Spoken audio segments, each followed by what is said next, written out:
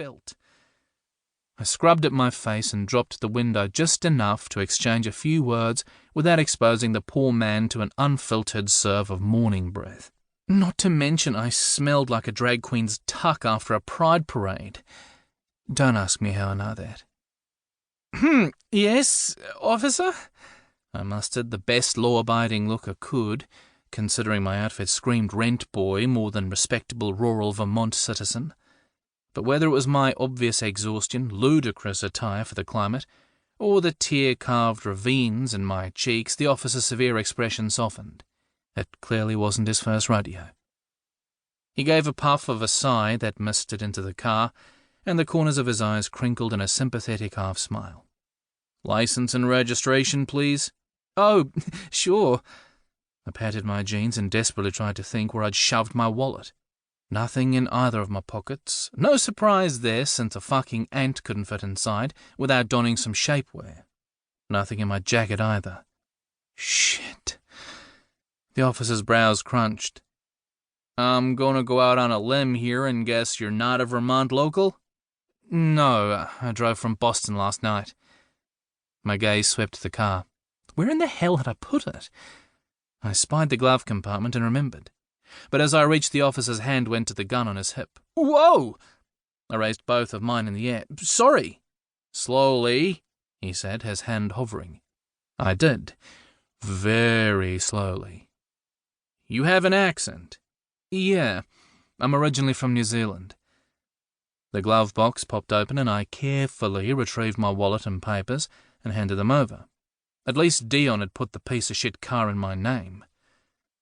The officer flicked through and eyed me up and down, clocking my state of relative undress. "If you slept in there, you're lucky you didn't freeze." He arched a brow. "You're a New Zealander living in Boston, then?" "Yeah, I was born in Dallas while my dad worked for an offshore oil and gas company, so I'm a US citizen, but I grew up in New Zealand. Came back about 3 years ago. My green card is at the back." He took a look, then returned my wallet. "You working in Boston?" "At fucking up my life? Absolutely." "Not at present." "So, what brings you to sunny Burlington?" "Is that where I am?" "Also, excellent question." I thought about fobbing him off with some cock-and-bull story, but decided against it. He listened politely and nodded in all the right places, barely flinching at the leaving the ex-boyfriend part, which earned him some credit. "Hell of a night by the sounds of it." He frowned. "Are you in any danger?"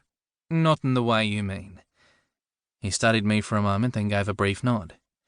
"Okay, well, this is a dedicated 1-hour parking lot, and although I appreciate your situation, you need to find somewhere else to park while you sort things out. Understand?" "Only too well." "Right, sorry. I'll get out of your hair. Can you point me in the right direction, maybe?" He studied me for a moment, then sighed. "If you want to park for more than a couple of hours for free, you'll need to head that way a few blocks." He indicated further along the road. "And here's a tip for nothing. There's a great bakery in the Church Street Marketplace, about 100 yards from here, the Maple Factory. Head down this street and turn left. The street's closed off to cars for a couple of blocks. You can't miss it. And you won't have to sell your soul to get a maple cruller that'll fill you up until lunch." "Thanks." The small kindness had fucking tears welling in my eyes. Jesus, I was a mess. "I'll get out of here." He gently slapped the door of my car and said, "You do that, and take care. There's a good hostel in town if you need one. And get yourself some warmer clothes while you're at it." "I will." He slapped my door once again and headed out of the parking lot. I steered my death trap of a Civic toward the free parking and cursed my ass-hole of an ex yet again. Dion drove a fucking Mustang, and what had he given me to do his club errands for him? 20 years of rust and goodwill all wrapped up in a metal can and bumping along on a dubious set of balding tires. On a more positive note, it had spent most of its life parked at Dion's club, which meant I'd had a getaway option after barging in on his cheating ass. So, I guess there was that.